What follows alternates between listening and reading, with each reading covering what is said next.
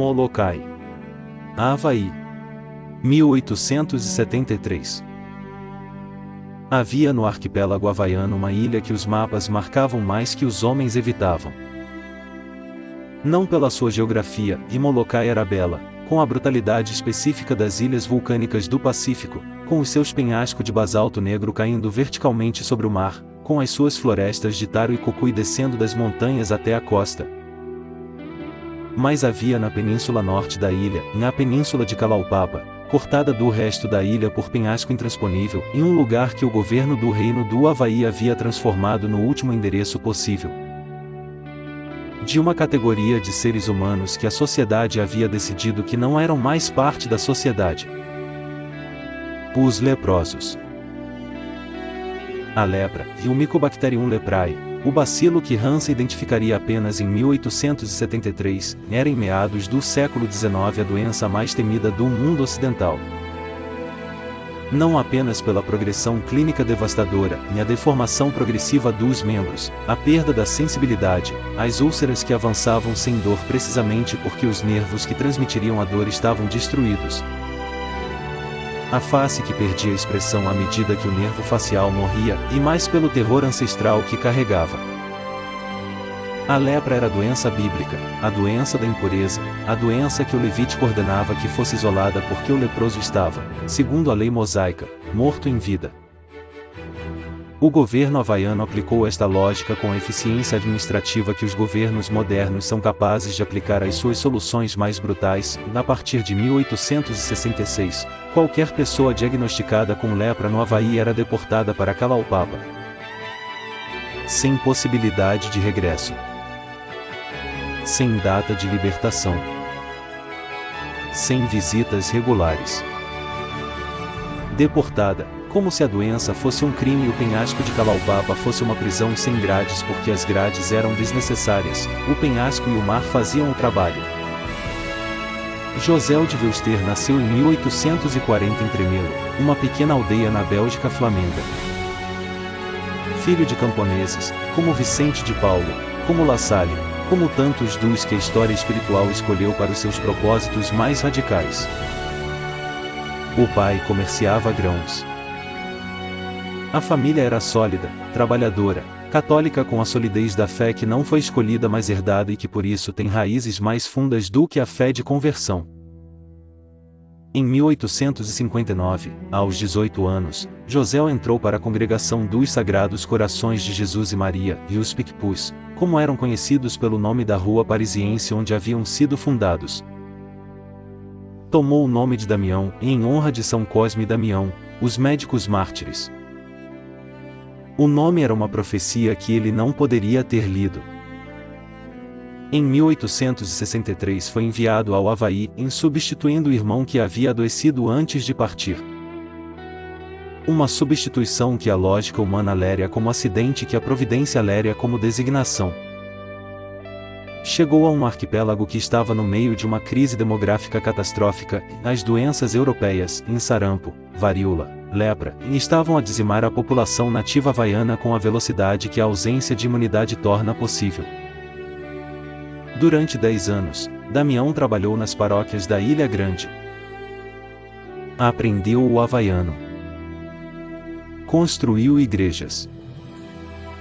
Conheceu a realidade da lepra, e via os doentes serem arrancados das suas famílias e deportados para Kalaupapa. Via os barcos que levavam os deportados e não traziam nenhum de volta. Em 1873, o bispo Maigret procurou voluntários para ir a Kalaupapa como capelão residente, alguém que ficasse com os leprosos de forma permanente. Não havia voluntários. Ou havia medo. Ou havia a sensatez de quem não quer morrer de lepra numa ilha no meio do Pacífico. Damião ofereceu-se. Nietzsche havia publicado, em 1882, mas o pensamento estava no ar desde antes, na proclamação da morte de Deus. O mundo moderno, dizia Nietzsche, havia matado Deus e ainda não sabia o que isso significava.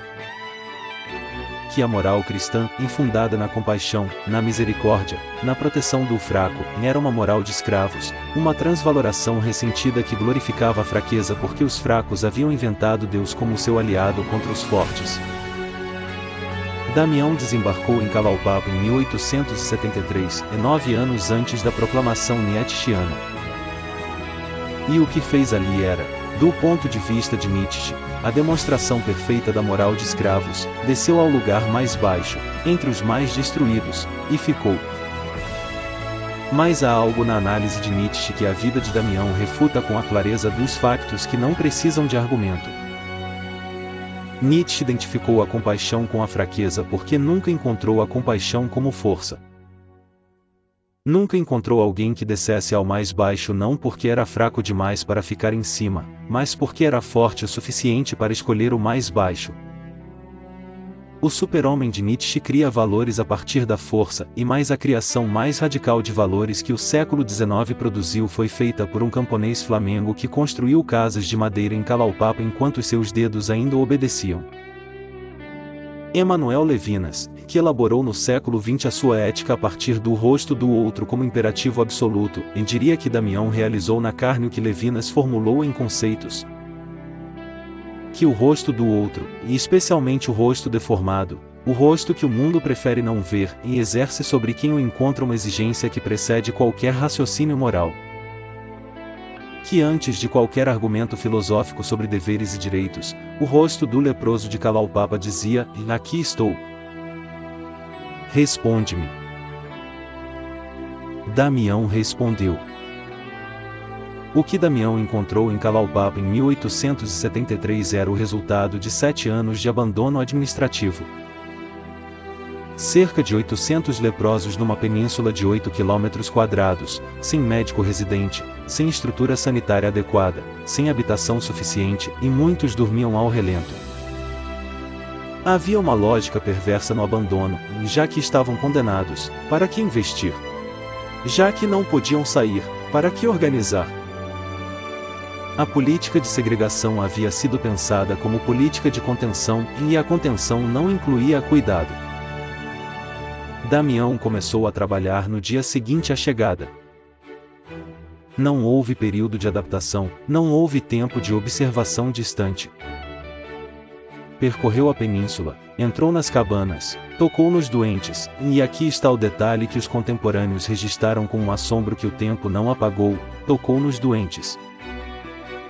Numa época em que o medo da contágio tornava o toque do leproso num tabu absoluto, Damião não usava luvas, não mantinha distância, não aplicava nenhum dos protocolos de proteção que o Senso Comum de 1873 prescrevia. C.S. Lewis escreveu, e no seu ensaio sobre os 4 amores, que o amor de caridade, o agapé cristão, é o único amor que não tem como condição a qualidade do amado. Que o amor sensível, em o eros, em ama o belo. Que o amor de amizade, em a filia, e ama o semelhante. Mais que o agapé ama o que não tem qualidade que solicite amor, e o feio, o deformado, o abandonado, precisamente porque o agapé não nasce do amado mas do amante, como uma força que transborda e que não precisa de motivo externo para existir. Damião não amava os leprosos de Kalaupapa porque eram amáveis. Amava-os com o amor que transborda, e o amor que se recusa a condicionar a sua existência à qualidade do objeto. E construiu casas, escolas, um orfanato para as crianças filhas de leprosos que nasciam saudáveis mas cresciam em Kalaupapa porque não havia onde ir. Uma banda de música, porque a beleza é uma necessidade humana que não é suprimida pela doença. Um cemitério organizado, porque os mortos merecem dignidade tanto quanto os vivos. Há uma manhã de 1885 que é o eixo de toda a história de Damião de Molokai, e um momento em que tudo o que havia sido preparado durante 12 anos encontrou a sua forma final e irreversível. Damião acordou naquela manhã e fez o que fazia todas as manhãs, aqueceu a água para lavar os pés antes da missa. Mas naquela manhã, quando colocou o pé na água quente, não sentiu nada. Não sentiu o calor. Não sentiu a queimadura que a temperatura da água deveria ter produzido. Era o primeiro sintoma. O sinal inequívoco que um médico de 1885 reconhecia imediatamente é a perda de sensibilidade nas extremidades. O bacilo de Hansen havia encontrado seu caminho até ao corpo do padre que havia tratado leprosos durante 12 anos sem qualquer proteção. Damião tinha 45 anos. E tinha lepra. Viktor Frankl, o psiquiatra austríaco que sobreviveu a Auschwitz e desenvolveu a logoterapia a partir da convicção de que o ser humano pode suportar qualquer sofrimento se encontrar um sentido para ele, escreveu que o que distingue o sofrimento suportável do insuportável não é a sua intensidade, mas a sua significação. Que a pergunta que o sofrimento coloca não é por que sofro, mas para que sofro. E que quando a resposta a esta segunda pergunta existe, a primeira perde a sua força destrutiva. Damião sabia para que sofria. Havia escolhido calar o Papa sabendo que a escolha poderia ter este custo. E agora o custo havia chegado, e não como surpresa mas como a conclusão lógica de uma premissa que havia aceitado 12 anos antes. No domingo seguinte, na missa que celebrava para os leprosos de Kalaupapa, começou a sua homilia com as palavras que os presentes transmitiram como as mais importantes que haviam ouvido naquela ilha, e nós, os leprosos. Nós, os leprosos. A mudança do pronome, em du vós, que um padre usa ao falar com a sua comunidade para o nós que inclui o falante, pode parecer pequena. Não era. Era a declaração pública de que o padre que havia chegado de fora havia chegado ao lugar mais fundo, e não apenas geograficamente, não apenas pastoralmente, mas ontologicamente. Havia entrado na condição dos seus paroquianos. Havia se tornado um deles. Teilhard de Chardin, que desenvolveu a sua teologia a partir da convicção de que a matéria e o espírito não são opostos mas dimensões de uma única realidade em evolução, e escreveu no Meio Divino sobre o que chamou de as passividades da diminuição. Os sofrimentos, as perdas, as doenças que não escolhemos e que chegam como a face sombria da existência. E ensinou que estas passividades podem ser incorporadas numa postura espiritual que as transforma sem as negar, e não a aceitação resignada que anestesia, mas a aceitação ativa que faz do sofrimento um instrumento de participação no mistério pascal de Cristo. Damião não havia lido Teilhard, e Teilhard nasceu em 1881, quando Damião já estava em Kalaupapa. Mas havia descoberto pela via da experiência direta que Teilhard formularia décadas depois, que há uma forma de receber o sofrimento que não o nega e não se curva a ele, mas o integra numa narrativa maior. Que a lepra que destruía o seu corpo estava a completar algo que o seu amor havia começado, e a identificação total com aqueles a quem havia sido enviado. Albert Camus, que no século XX desenvolveria sua filosofia do absurdo a partir da convicção de que o universo não tem resposta para as perguntas humanas, disse que a única resposta filosófica honesta ao sofrimento é a revolta. Que aceitar é capitular. Que o homem digno resiste. Damião responderia, e não com palavras mas com os 4 anos que viveu depois do diagnóstico, que há uma forma de aceitar que não é capitulação. Que há um sim ao sofrimento que não é derrota mas amor. Os 4 anos entre o diagnóstico e a morte foram os mais produtivos da sua vida em Kalaupapa. Não é paradoxo, é a lógica do amor que não calcula. Damião sabia que tinha tempo limitado. E usou esse tempo com uma energia que os que chegaram a Kalaupapa nos seus últimos anos descreveram como desconcertante, um homem com lepra em estado avançado que continuava a construir, a organizar, a receber novos doentes, a escrever cartas às autoridades pedindo recursos, a celebrar a missa com mãos que progressivamente perdiam a sensibilidade e a forma.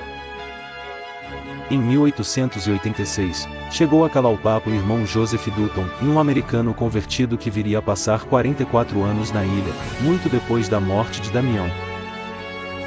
Em 1888, chegaram as Irmãs de Nossa Senhora da Paz, lideradas pela Madre Marianne Cobb, e uma freira americana que já havia recusado a lepra viria a ser beatificada em 2005. Em 1888, chegou também o padre Wendelin Moellers. Damião estava a construir o que nenhum indivíduo pode construir sozinho em uma comunidade. Robert Louis Stevenson visitou Kalaupapa em 1889, em 2 meses antes da morte de Damião. O autor de A Ilha do Tesouro era, quando chegou ao Havaí, um agnóstico declarado, profundamente desconfiante das instituições religiosas. Viu Kalaupapa. Viu o que Damião havia construído. E escreveu, e numa carta que se tornou uma das defesas mais famosas de qualquer santo na história moderna, que havia encontrado naquela ilha o que não havia encontrado em nenhuma outra parte, e a prova de que o amor humano pode chegar onde nenhuma outra coisa chega. Não se converteu. Mas escreveu como alguém que havia visto algo que excedia as suas categorias. Damião morreu em 15 de abril de 1889, segunda-feira de Páscoa. Tinha 49 anos. A lepra havia seguido seu curso, e a deformação progressiva, as feridas que não cicatrizavam, a cegueira parcial nos últimos meses. Morreu em Kalaupapa, como havia sempre dito que morreria. Como havia escolhido desde o primeiro dia. A notícia da sua morte percorreu o mundo com uma velocidade que a época do telégrafo tornava possível. E produziu reações que iluminam o que a sua vida havia significado para além da pequena comunidade de leprosos que havia servido. O primeiro-ministro britânico William Gladstone declarou que Damião era um dos maiores homens do século XIX. O rei do Havaí, Kalkaua, enviou condolências formais. Os jornais europeus e americanos publicaram obituários que descreviam um homem que havia feito o que os impérios, os governos e as ideologias do século XIX não haviam conseguido fazer, ir até ao mais abandonado e ficar.